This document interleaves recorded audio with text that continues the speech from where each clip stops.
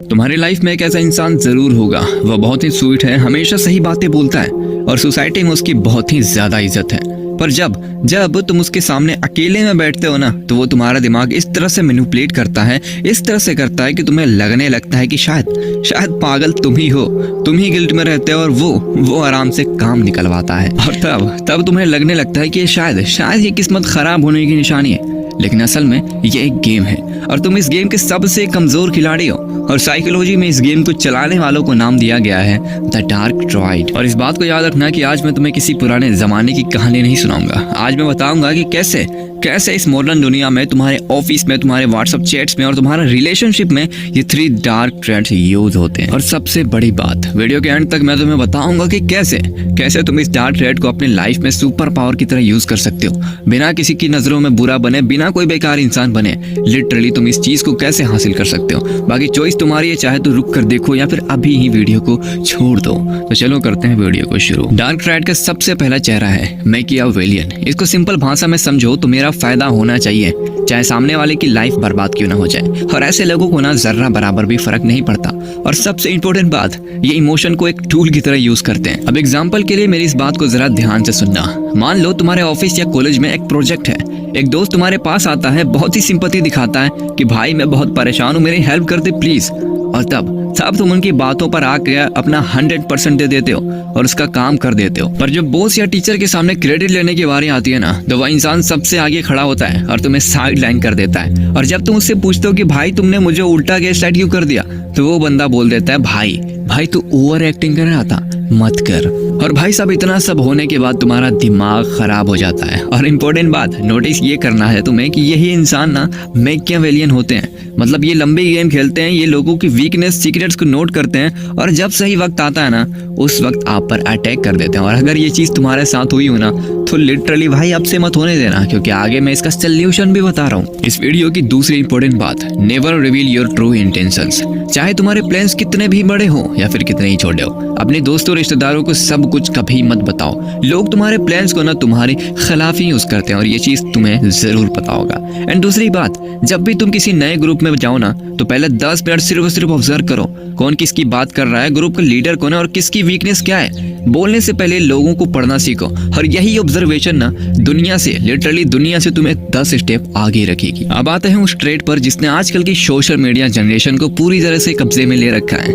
देखो, self love होना बहुत ही ज्यादा अच्छी बात है, पर एक नार्सिसिज्म उस लाइन को क्रॉस कर देता है। लिटरली उसके लिए ना ये दुनिया मतलब गोल सी घूमती हुई चीजें है बस। और ये लोग शुरुआत में ना सबसे ज्यादा क्रेमिंग होते हैं, सबसे ज्यादा परफेक्ट लगने लगते हैं और तुम्हें लगेगा कि भाई साहब ये मूवी का कोई कैरेक्टर है। अब मेरी इस बात को ना जरा ध्यान से सुनना, क्योंकि प्लीज ये बहुत ही इंपॉर्टेंट है। देखो, रिलेशनशिप में ना ये लोग लव बॉम्बिंग करते हैं। मतलब शुरुआत के 1 महीने तुम्हें इतना ज्यादा अटेंशन देंगे ना कि तुम उड़ने लग जाओगे। फिर अचानक से वो अपने बिहेवियर को कॉल कर लेंगे और तुम्हें उनके पीछे भागने पर मजबूर कर देंगे। मतलब कितनी भी उनकी गलतियां हो, वो तुम्हारी ही गलतियां निकालने लग जाएंगे और तुम्हें रुलाने लग जाएंगे। और जब जो भी करना चाहेंगे वो खुद की मर्जी से करेंगे और तुम्हें इस तरह से कहेंगे ना कि भाई तुम ही विक्टिम हो, तुम्हारी ही गलती है, मैं कुछ गलत कर ही नहीं सकता।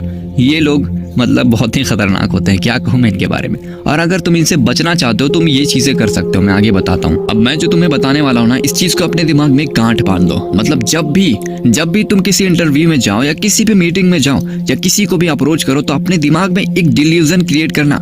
मतलब I am the absolute best, I am the ghost of Uchiha, मतलब ऐसा ही कुछ, ठीक है। एंड ये एरोगेंस नहीं है, ये सर्वाइवल है। दुनिया उतनी ही औकात देती है जितना औकात तुम खुद को देते हो। मतलब जितना औकात तुम खुद को दोगे, दुनिया उतनी ही औकात तुम्हें भी देगी। कहने का मतलब यह है कि तुमने कभी भी एक ऐसा इंसान देखा है जो अपने आप को बहुत ही ज्यादा बेस्ट समझता है और लिटरली वो है भी, उसके सामने कोई कुछ एक लफ्ज भी नहीं बोल सकता और वो लिटरली है भी। और कहने का मतलब सीधा साधा ये है कि क्या तुम्हें भी यही सिखाना होगा कि अगर तुम्हारे कोई डिसरेस्पेक्ट कर रहा है, तुम्हें कुछ नहीं समझता, तो तुम उससे बात करो? नहीं भाई, उसे लात मार कर निकाल दो अपनी लाइफ से, फर्क नहीं पड़ता वो कौन है। लिटरली वहां से हमेशा के लिए गायब हो जाओ, बिकॉज तुम्हारी सेल्फ रिस्पेक्ट सबसे ऊपर होनी चाहिए। अब मैं तुम्हें जो बताने वाला हूँ, ये वीडियो का सबसे इंपॉर्टेंट बात है। और अगर तुमने इसको स्किप कर दिया ना भाई, तो वीडियो को डिसलाइक करो, कमेंट में 4-5 गालियां बको और भाग जाओ, क्योंकि इसके बिना हर चीज अधूरी है।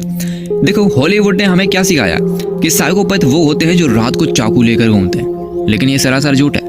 रियल लाइफ में साइकोपैथ बड़े बड़े ऑफिस के सीईओस होते हैं, सक्सेसफुल सर्जन होते हैं, ये टॉप लेवल के लॉयर्स होते हैं और इनके अंदर जो चीजें नहीं होती भाई, दो चीजें नहीं होती। सबसे पहला डर और दूसरा हमदर्दी।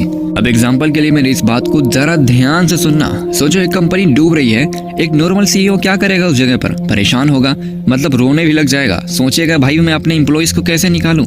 लेकिन वहीं पर एक डार्क ट्रेड वाला इंसान बिना एक सेकंड भी सोचे एक झटके में 200-300 एम्प्लॉय को निकाल कर फेंक देगा और लिटरली उसका दिमाग इमोशन के म्यूट कर देता है भाई। वो लोग डार्क ट्रेड वाला इंसान, डार्क साइकोपैथ, मतलब एक डार्क ऑब्जर्वर, बस इमोशन को हमेशा म्यूट करते हैं। वो सिर्फ और सिर्फ रिजल्ट पर फोकस करते हैं। और हम भाई सब 90% दुनिया में लोग सिर्फ और सिर्फ इमोशन पे कायम रहते हैं। हमें रिजल्ट पर फर्क नहीं पड़ता, बट वो लोग रिजल्ट देखते हैं, इमोशन नहीं।